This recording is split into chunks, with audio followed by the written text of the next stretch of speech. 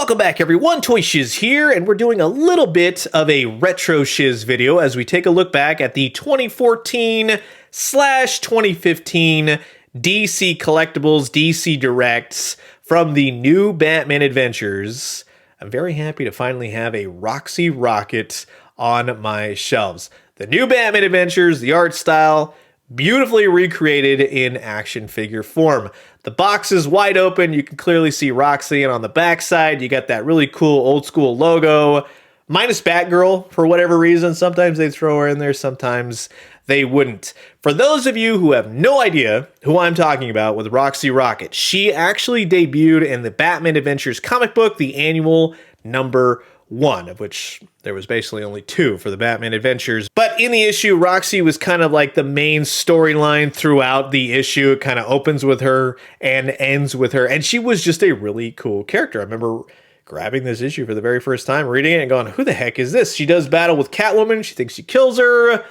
But ultimately, ROXY is just one of those, she's more of a menace than a true villain. She's a thief, but she likes to have fun. Now, that's its own continuity, as we would find out later, because when the new Batman Adventures started, they kind of sort of tied in. They even had like the Lost Years comic book, which more or less was kind of wrapping up things between the two shows. So when they had the Batman and Robin Adventures, and then when they had the Batman Adventures Continue, that kind of thing, it's its own continuity, because this is where ROXY Rocket made her episodic debut with the Ultimate Thrill. And again, she is really beautifully portrayed. She's one of the coolest villains for Batman in recent years. And she's almost, 25 years old at this point?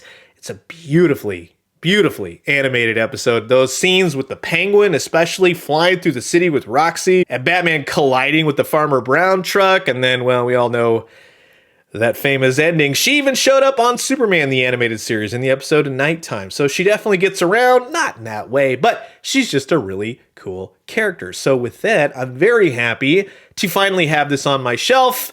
McFarlane's reissues have gotten me reinvigorated into Batman animated TNBA, so I may go back and grab all these old figures because I don't know about these reissues sometimes. But regardless, this is going to be an absolute blast. So sit back, relax, grab yourself a nice hot cup of coffee. This is a look at the 2014-2015 from the new Batman Adventures ROXY Rocket by DC Collectibles. And so now here's everything taken out of the packaging. You got a rocket, a figure, a stand, and you got a bunch of episode-specific weapons and accessories. That's pretty cool.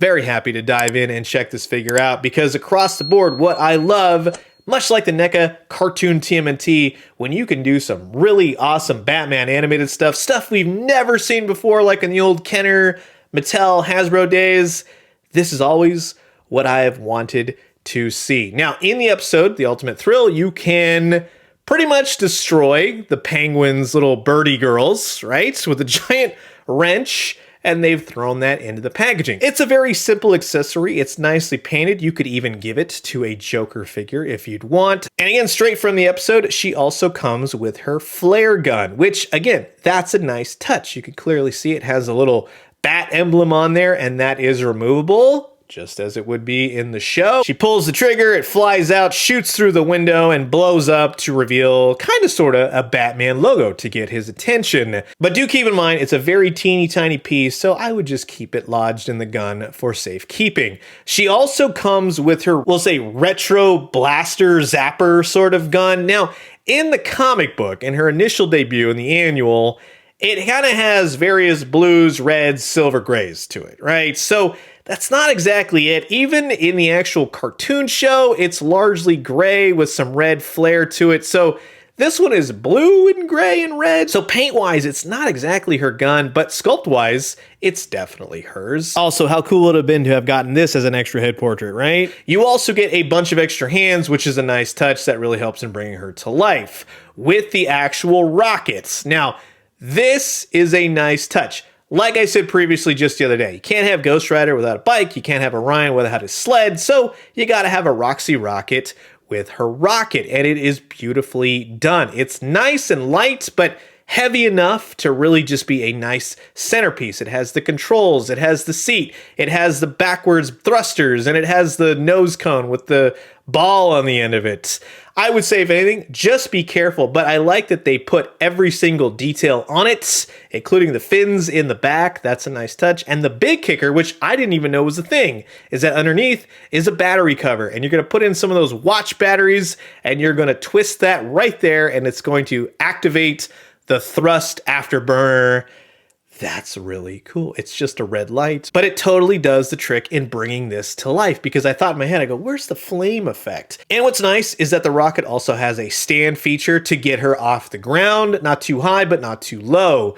The afterburner effect is very cool. It's so simplistic. It just makes it a really cool toy, and that coupled with the stand, it's beautiful. And speaking of stands, ROXY has her own. You're definitely gonna need that. It has that old school artwork turnaround on there with a clear plastic stand. ROXY is a really nice figure, although there are some things on it where I really wish they would have kind of painted it a little bit differently. Overall, from afar, very happy. That's definitely ROXY Rocket, from her helmet to the hair and everything else. Although I will say, it would have been nice to paint that little red lipstick mark on her. The hair could have been all black with some of that red in it, just to kind of further bring that animation style to life. The bomber jacket, she's very Rocketeer-ish. She has her gun holster, the legs, the boots. Very cool. Now, at this point, it's very old school articulation, as we all know, but back then, that was pretty darn cool. You get minimal articulation in the head because of all the hair. The arms work pretty well. She has single jointed elbows. The wrists, that all works well to get her holding onto the rocket controls, much like the legs. Single jointed and very limited knees, and she does have some of that old school ankle rocker, which is kind of a treat just to see, right? We haven't seen that in a long time. So it's just nice to kind of see at this point that retroness of it all. The only problem with mine is that she has very loose legs, unfortunately. And like I said, that's where the stand really comes in handy, because she's going to topple over every 2 seconds. So as long as she's on the stand, you should be a-okay, unless your figure has no problems whatsoever. But I've heard all kinds of stories about these figures as time has gone on.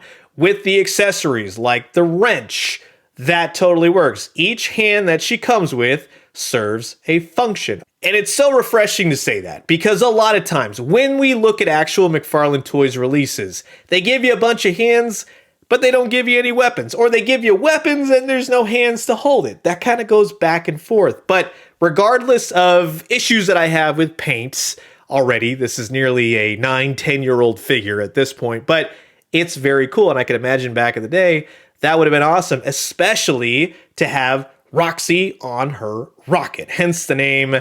I mean, even though her name is Roxanne Sutton, but you get the idea. And when you have that light turned on and she's burning through the skies of Gotham City, taunting Batman to have that ultimate thrill, this is so much fun. I highly, highly recommend this figure, and it's fun to get her legs kicked out, do all that crazy posing that she does in the actual cartoon episode. And yes, if you were wondering, if you have a TNBA Batman, or if you have a BTAS Batman, he will fit on the rocket. You kind of have to make it work, if you know what I mean. But yeah, you could definitely have some fun with that. And if you were wondering, how does she scale with Batman? Well, yeah, they've done a great job there. Again, from Batman the Animated Series, we'll go Batman Adventures Annual, to TNB episode, The Ultimate Thrill. Whichever Batman you want to put with her, she seems to fit in perfectly, because she's a little TNBA and a little bit BTAS, and that works nicely with that old school animated style. So that is going to wrap it up for my quick look at the